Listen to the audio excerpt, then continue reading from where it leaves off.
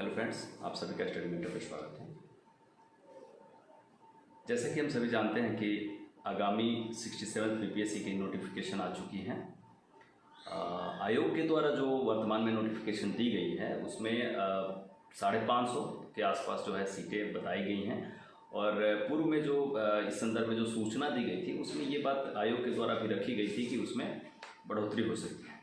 तो आज का जो सेशन है उसमें हम जनरली 3-4 कॉन्टेक्स्ट पे बात करने वाले हैं। तो नोटिफिकेशन और उसके सीट्स के बारे में कौन कौन से विभाग से संबंधित है। दूसरा है कि एक एज को लेके या अटेम्प्ट को लेके जो कंट्राडिक्शन वाली बात आई है उसको हम क्लियर कर लेंगे कि उसमें उसके कहने का क्या मतलब है। और तीसरी बात ये आती है कि जो उसकी डेट है, परीक्षा की जो डेट दिसंबर में संभावित थी 12 तारीख को, तो उसको एक वर्तमान में जो नोटिफिकेशन आयोग के द्वारा आई थी कल या परसों में, उसमें ये बात लिखी गई थी कि उत्तरार्ध में होगी, मतलब उसके बाद जो डेट निर्धारित की गई थी उसके बाद होगी। अब उसका ये क्या मतलब है, इन सारे कॉन्टेक्स्ट में बात करेंगे। ठीक है, बारी बारी से सारे कॉन्टेक्स्ट को हम लोग देखते हैं, उस पर हम डिस्कशन कर लेंगे, जो भी आवश्यक बात होगी उसको हम करेंगे। ठीक है, हमारा जो एक प्लेटफॉर्म है बीपीएससी मेंटर का, आप पहले से जानते हैं, वो आपके तैयारी से रिलेटेड एक काफ़ी अच्छा ग्रुप रहा है। काफ़ी पहले से 3-4 सालों से बहुत पॉपुलर ग्रुप में रहा है और 1 लाख से ज़्यादा उसमें मेंबर भी हैं। तो आप लोग उसको चाहें तो ज्वाइन कर सकते हैं। बीपीएससी मेंटर ग्रुप फेसबुक पे है, उसके जो लिंक है वो नीचे हमने दे दिया है। टेलीग्राम पे भी हमने एक प्लेटफॉर्म उपलब्ध कराया है ताकि जो है आप लोगों को जो प्रीलिम्स है आगामी उसकी बेहतर ढंग से तैयारी हो सके, किसी तरह का कोई इशू नहीं हो, आपकी तैयारी बहुत अच्छे तरीके से हो सके, इन सभी चीज़ों को ध्यान में रखते हुए। तो दोनों का लिंक जो है नीचे हमने दे दिया है। टेलीग्राम को भी आप ज्वाइन कर सकते हैं, टेलीग्राम ऐप आपके मोबाइल में होना चाहिए, उसके बाद आप उसको ज्वाइन कर सकते हैं। और जो एफबी का है तो एफबी पे अकाउंट है तो उसके थ्रू आप ग्रुप से जुड़ सकते हैं। चलिए सभी संदर्भों को हम लोग बारी बारी से देखते हैं, सभी कॉन्टेक्स्ट में बात करते हैं।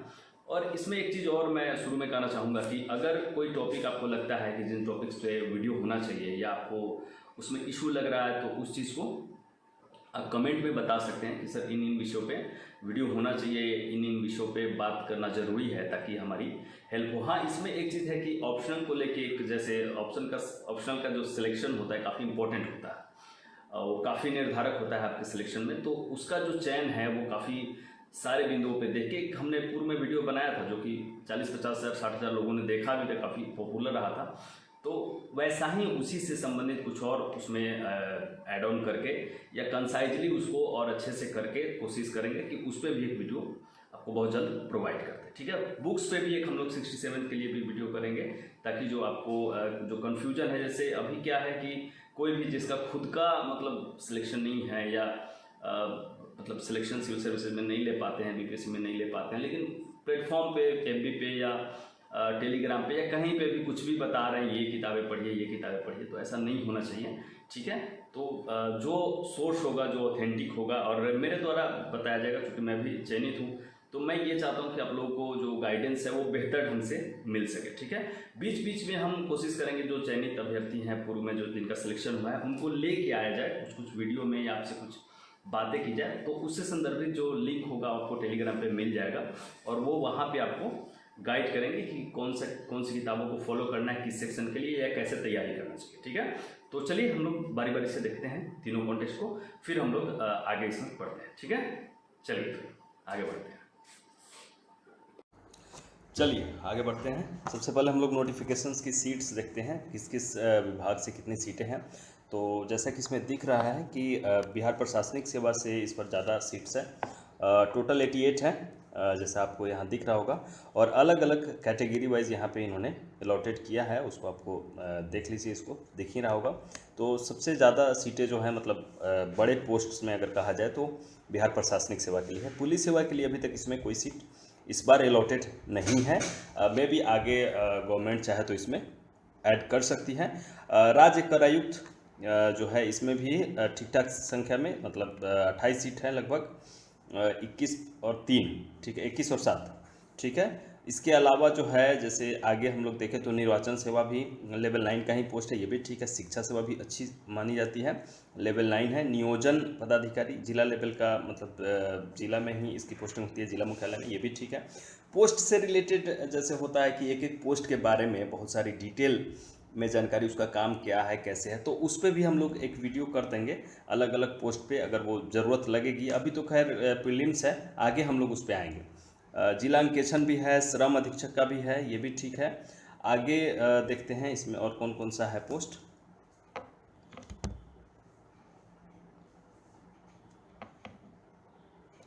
फिर उसके अलावा जो है सहायक निर्देशक है सामाजिक सुरक्षा का, ये भी जिला स्तर का पोस्ट होता है, जिला मुख्यालय में ये बैठते हैं। इसके अलावा सहायक निर्देशक बाल कल्याण, तो इन सब में जैसा हम लोग देख रहे हैं बहुत कम कम संख्या में सीटें, बहुत ज़्यादा सीटों की संख्या नहीं है। सहायक नियोजन एक अच्छा पोस्ट है, ये बिहार योजना सेवा, ये भी ठीक माना जाता है, ये 52 पोस्ट है इसमें। उसके बाद ग्रामीण विकास पदाधिकारी, अभी तो मतलब इसमें काफ़ी सीट है, लेकिन वैसे इसका धीरे धीरे अभी जैसे इसमें से अलग करके एक अलग पोस्ट बनाया गया प्रखंड पंचायती राज पदाधिकारी, तो थोड़ा सा इसका इम्पोर्टेंस अभी वर्तमान में कम है, लेकिन चूंकि बहुत पहले से बहुत महत्वपूर्ण पोस्ट में रहा है, बहुत आवश्यक पोस्ट माना जाता है इसको प्रशासन में, तो इसकी भी संख्या ठीक ठाक है। नगर कार्यपालक पदाधिकारी की काफ़ी अच्छी संख्या में मानी जाएगी, 147 के आसपास सीट है, तो काफ़ी अच्छी संख्या मानी जाएगी इसको। उसके अलावा राजस्व सेवा सीओ की भी 36 के आसपास, 36-40 के आसपास सीट है। आपूर्ति निरीक्षक भी है, प्रखंड अनुसूचित जाति जनजाति भी इसमें इंक्लूडेड है। अब हम लोग आते हैं नोटिफिकेशन की, ये बातें हो गई। अब इसमें जैसे नोटिफिकेशन से रिलेटेड जैसे किस पोस्ट में क्या काम रहता है, कैसे उसमें प्रमोशन होता है, इन सब पे हम लोग आगे जब ज़रूरत होगा या इंटरव्यू जब रहेगा, जब ऐसा कुछ रहेगा, तो हम लोग आप लोग को अगर डिमांड रहेगा तो उसमें हम लोग अच्छे से डिटेल से एक एक पोस्ट के बारे में, चूँकि मेरे पास अनुभव काफ़ी अच्छा हो चुका है प्रशासन का और पुलिस का, तो इसमें कैसे प्रमोशन होता है, कैसे क्या चीज़ें हैं, तो वो सारी चीज़ें मैं बेहतर रूप से आपको बता दूंगा, ताकि कौन सा पोस्ट प्रायोरिटी में, पोस्ट में ऊपर देना चाहिए चॉइस में, ये सब चीज़ें जो हैं आपको समझ रहेगी। तो उसी अनुसार से आप जब इंटरव्यू दीजिएगा तो उसको चॉइसेस को उसी अनुसार से भरिएगा तो ज़्यादा बेटर रहेगा। अदरवाइज़ एक छोटी सी गलती आपको पूरी मतलब आगे जो है उसमें इशू आपके लिए रहेगा कि हाँ मेरी रैंक अच्छी थी, मैं गलती से ऐसा कर दिया तो ये पोस्ट। लेकिन वैसे देखिए कोई भी पोस्ट ख़राब नहीं होता, लेकिन एक होता है कि हाँ अगर मेरे पास रैंकिंग अच्छी है तो जो मैं ऊपर के चॉइसेस दे रहा हूँ उसमें अच्छी चॉइस दूँ ताकि उसमें से कोई मुझे मिल जाए। ठीक है, आगे आते हैं। एक कंट्राडिक्शन वाली बात चल रही थी, बार बार लोग कंफ्यूज कर रहे थे कि उम्र का जो इसमें बताया गया सरकारी सेवक के लिए 3 अवसरों की सीमा होगी, और इसके अलावा एक और 2 बातें थी कि अवसरों की सीमा समाप्त कर दी गई है। तो इसमें जो बात है, अब आयोग ने इसका कहने का, आयोग का ये मतलब है कि जैसे जनरल कैटेगरी के लिए हम एग्जांपल लेते हैं कि 37 ईयर तक आपका एज होता है देने का, अटेम्प्ट करने का, तो जो 37 के लिए है आपके लिए अलाउ। तो इसके अलावा जैसे आप सरकारी सेवा में अगर अपनी सर्विस 3 साल तक पूरी कर लेते हैं कंटिन्यू सर्विस करते हुए, तो उसके बाद 3 या 5 साल है, अभी थोड़ा सा मैं कंफ्यूज कर रहा हूँ पर मुझे लग रहा है शायद 3 साल ही है, तो वो आप पूरा करने के बाद जैसे आप उसको पूरा कर लेते हैं, 3 साल ही है वही, ठीक है, 3 वर्षों का निरंतर सेवा यहाँ है दिया हुआ है। 3 साल का जब आप सेवा पूरा कर लेते हैं तो आपको एज में जो 5 वर्षों का छूट आपको मिलता है वो इसमें इंक्लूडेड है, कि अगर वो 5 वर्षों का आपको छूट मिल रहा है तो जैसे आप यहाँ से जब आप पार करेंगे, जब आप 5 साल का छूट ले रहे हैं, तो ये छूट लेते हुए आप 5 अटेम्प्ट नहीं देंगे, आप 3 अटेम्प्ट ही मैक्सिमम दे सकते हैं। कहने का मतलब ये है, अब जैसे बीपीएससी अभी का क्या है सिनेरियो कि कंटिन्यू एग्जाम ले रही है, लगभग हर साल नोटिफिकेशन आ रहा है। तो पहले क्या होता था कि पहले काफ़ी टाइम लगता था, तो अब जैसे कंटिन्यू आ रहा है तो आप 3 मैक्सिमम अटेम्प्ट ले सकते हैं, कहने का यही मतलब है। ठीक है, इसमें कोई इशू नहीं है। बाकी आप 37 के एज तक आप जितना बार आपको देना है देते रहिए, जितना आपको मौका मिले। ठीक है, आगे बढ़ते हैं। एक परीक्षा की संभावित तिथि को लेके जैसे कन्फ्यूज़न है कि हाँ पहले से जो डेट था वो दिसंबर में 12 तारीख को था, अब जो डेट है वो क्या उसमें चेंजेस आएगा। जैसे आयोग ने भी एक जो नोटिस आया था 2 दिन पहले, उसमें ये चीज़ जिक्र किया गया कि जो है उसमें चेंज हो सकता है। ठीक है, तो उसमें ये कन्फ्यूजन थोड़ा सा बन रहा है कि हाँ वो कैसे होगा कि 12 तारीख को जैसे पहले से निर्धारित थी तो 12 तारीख को होगी, या उसके उत्तरार्ध का क्या मतलब है, कब होगी। ठीक है, तो उत्तरार्ध का मतलब यह है कि वो कभी भी ले सकती है, आगे कोई भी डेट आ सकती है, लेकिन इसका मतलब ये नहीं होता है कि आप ये मान के चलिए कि 2 महीना उसके बाद होगा, मतलब कि फरवरी मार्च में अगले साल होगा। ऐसा नहीं सोच के चलना है, आपको ये मान के चलना है कि आयोग ने अगर 12 दिसंबर का डेट दिया था, ठीक है, 12 दिसंबर का डेट दिया था, तो उसके बाद का जो भी 2 संडे है, जैसे कि 19 और 26 को है, तो आप ये मान के मन में तैयारी करें कि या तो 19 को या फिर 26 को, ठीक है। इलेक्शन के बाद जो है कोई भी डेट सरकार 12 के बाद अपना मतलब कमीशन के द्वारा कोई भी डेट इसमें से चुनकर दिया जा सकता है। अगर आगे बढ़ेगा तो और अच्छी बात है, अगर बढ़ जाए तो, और नहीं बढ़ता है तो आपको फरवरी मान के नहीं चलना है, ठीक है।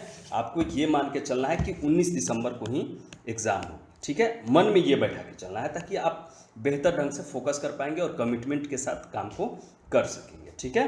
तो इन सब चीज़ों का ध्यान रखना है और उसी अनुसार से फोकस्ड होकर तैयारी करिए। अभी आप मन में ये मानिए कि 19 तारीख को पेपर होगा, ठीक है। भले 26 को हो या और आगे चला जाए तो जनवरी में हो तो और अच्छा है, थोड़ा और टाइम मिल जाएगा, रिवीजन एक बार और हो जाएगा। लेकिन आपको मन में क्या मान के चलना है कि 19 दिसंबर को ही पेपर हो जाएगा। इससे ये होगा कि आप फोकस कर पाएंगे, ठीक है।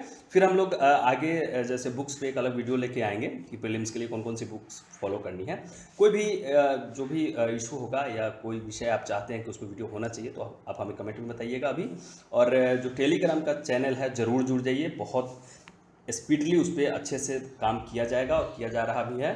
उसके लिए कंटेंट तैयार भी किए जा रहे हैं, तो वो आपको बहुत हेल्प करेगा। मैं चाहूँगा कि आप लोग ज़्यादा से ज़्यादा संख्या में सिलेक्ट हों और ज़्यादा समय तक अपने राज्य की, अपने देश की, हमारे देश की सेवा कर सकें, समाज की सेवा करने का आपको अवसर मिले, ठीक है। फिर हम लोग मिलते हैं अगले वीडियो में। Thank you.